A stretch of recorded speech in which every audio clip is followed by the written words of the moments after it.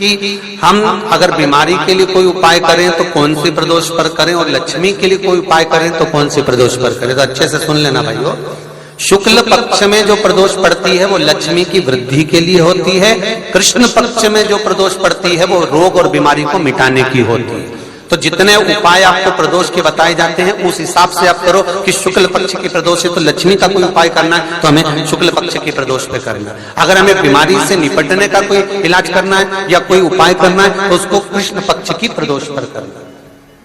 अब शुक्ल पक्ष की प्रदोष, उसकी प्रदोष का दिन था, बैठा हुआ था।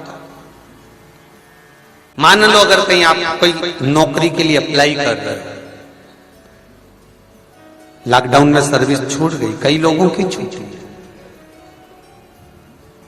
कंपनियां कई बंद भी हो गई, कई कंपनियों से निकाल भी दिया गया, कहीं पत्नी परेशान हो रही है, कहीं पति परेशान हो रहा है, आप कहीं अप्लाई कर रहे हो तो जैसा माता उमा ने प्रदोष काल में, प्रदोष के समय पर, प्रदोष काल के अंतर्गत बेलपत्री का स्मरण किया है, वो बेलपत्र का स्मरण अगर संसार का मनुष्य कर लेता है तो महाराज ब्रह्मवृत्ता पुराण कहती है कि उस जीव का ऐसा कोई कार्य नहीं जो सफल नहीं होता।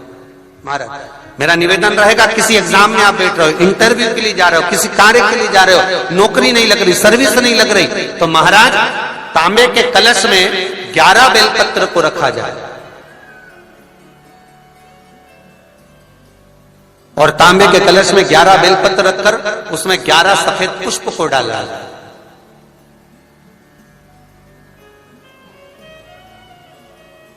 लाल चंदन घिसकर कटोरी में लेकर जाइए। प्रदोष के दिन, शुक्ल पक्ष का जो प्रदोष पड़ जाए उसके दिन शंकर के शिवलिंग पर लाल चंदन लपेटने से पहले शंकर की जो जलाधार,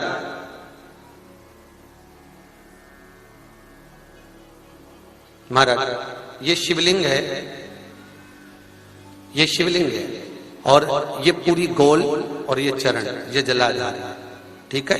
आपको पहले भी कहा है शंकर जी की पूरी जलाधारी में शंकर जी का संपूर्ण परिवार है। राइट जो चरण है जहां से पानी नीचे गिरता है वो गणेश जी का स्थान है, लेफ्ट कार्तिकेय जी का स्थान है, बीच में जो एक मोटी सी लाइन है वो अशोक सुंदरी का स्थान है। जहां पर शिवलिंग रखा हुआ है ये माता जगतजननी जगदम्बा का हस्त कमल है। शंकर भगवान को मां अपने हस्त कमल पर रखी हुई है। ऊपर से जो बूंद बूंद पानी जलाधारी से नीचे गिर रहा है ये शंकर भगवान की 5 लड़कियां हैं, जया, विषहरा, सामरीबारी, दोतली और देव। ये ऊपर से बूंद बूंद जल क्रीड़ा शंकर जी के साथ में करती हैं। शंकर भगवान का संपूर्ण परिवार जलाधारी में विराजमान है। शिव महापुराण कहती है, माता उमा का चरित्र कहता है, कोई एग्जाम में बैठ रहे हो, कोई कंपटीशन एग्जाम में बैठ रहे हो और चाहते हो कि मेरी नौकरी इसमें लगना ही चाहिए तो लाल चंदन का लेपन आपको इस पूरी जलाधारी पर करना है। लाल चंदन का लेपन पूरी जलाधारी पर करना। और महाराज जी जिस कलश में आपने घर से 11 बेलपत्र और 11 सफेद पुष्प जल के अंदर डालकर लाए हो उसको आप चढ़ाएंगे तो इस तरह से चढ़ाएंगे कि उसका भाग हमें दिखे चढ़ते समय, ऐसे नहीं चढ़ाना, उसको चढ़ाते समय इस तरह से चढ़ाएं कि वो जल का भाग हमारी ओर गिरता हुआ।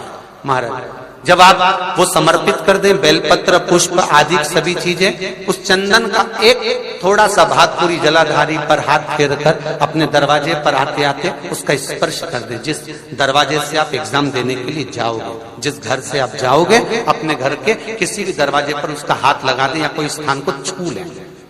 जिसको आप दरवाजे को खोलकर दरवाजे को स्पर्श कर कर या दीवार को छूकर या अलमारी को छूकर जिसको भी छूकर आप जाओगे उसका स्पर्श कर लेना। फिर आपको कुछ नहीं करना है, उमा और महेश ही सब कुछ करेंगे जो उनको करना है, सब साथ